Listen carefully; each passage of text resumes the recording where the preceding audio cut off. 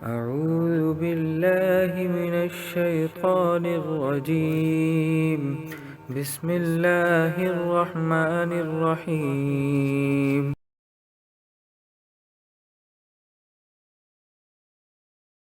الرحمن علم القرآن خلق الإنسان علمه البيان الشمس والقمر بحسبان والنجم والشجر يسجدان والسماء رفعها ووضع الميزان ألا تطغوا في الميزان وأقيموا الوزن بالقسط ولا تخسروا الميزان والأرض وضعها للأنام فيها فاكهة والنخل ذات الأكمام والحب ذو العصف والريحان فبأي آلاء ربكما تكذبان خلق الإنسان من صلصال كالفخار وخلق الجان من مارج من نار فبأي آلاء ربكما تكذبان رب المشرقين ورب المغربين فبأي آلاء ربكما تكذبان مرج البحرين يلتقيان بينهما برزخ لا يبغيان فبأي آلاء ربكما تكذبان يخرج منهما اللؤلؤ والمرجان فبأي آلاء ربكما تكذبان وله الجوار المنشآت في البحر كالأعلام فبأي آلاء ربكما تكذبان كل من عليها فان ويبقى وجه ربك ذو الجلال والإكرام فبأي آلاء ربكما تكذبان يسأله من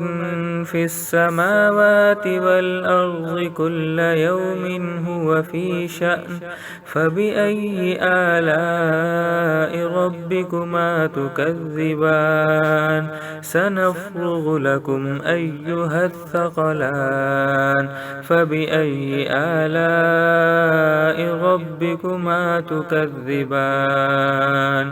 يا معشر الجن والإنس إن استطعتم أن تنفذوا من أقطار السماوات والأرض فانفذوا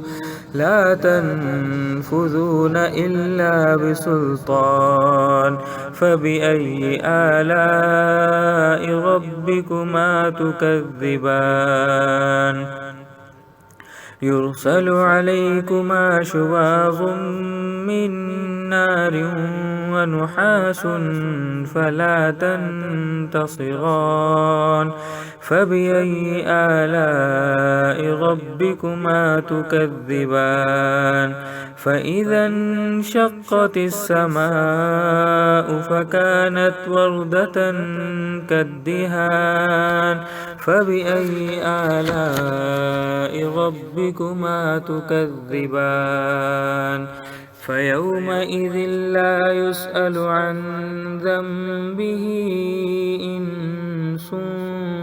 ولا جان فبأي آلاء ربكما تكذبان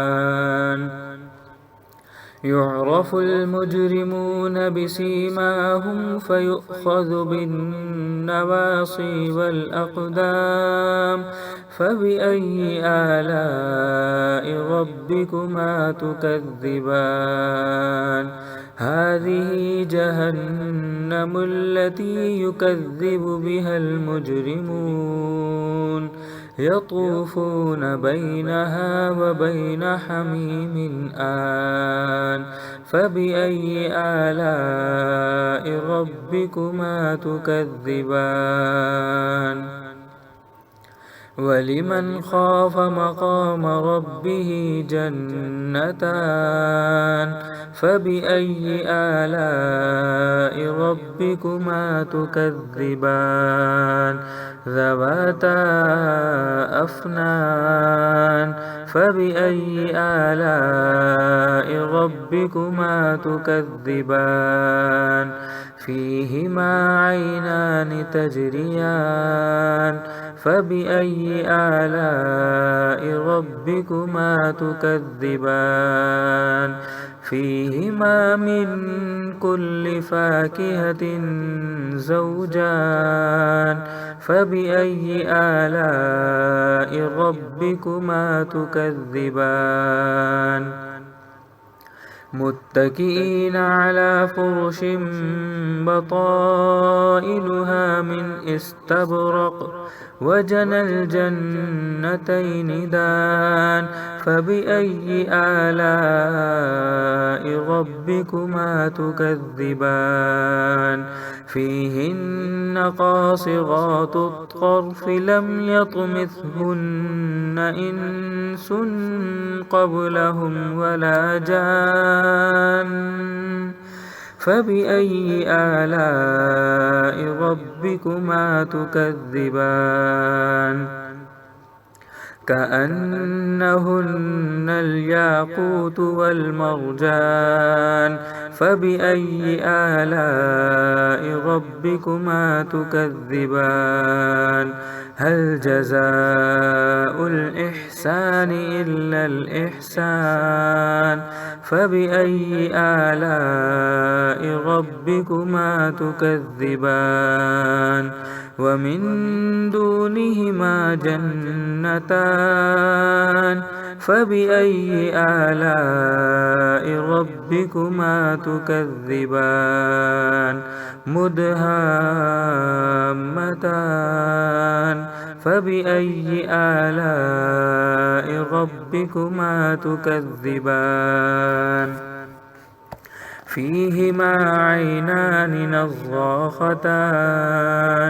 فبأي آلاء ربكما تكذبان فيهما فاكهة ونخل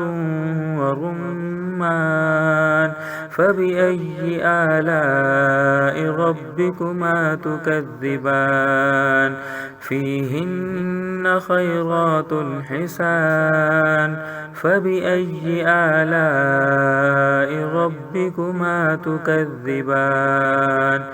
حور مقصورات في الخيام فبأي آلاء ربكما تكذبان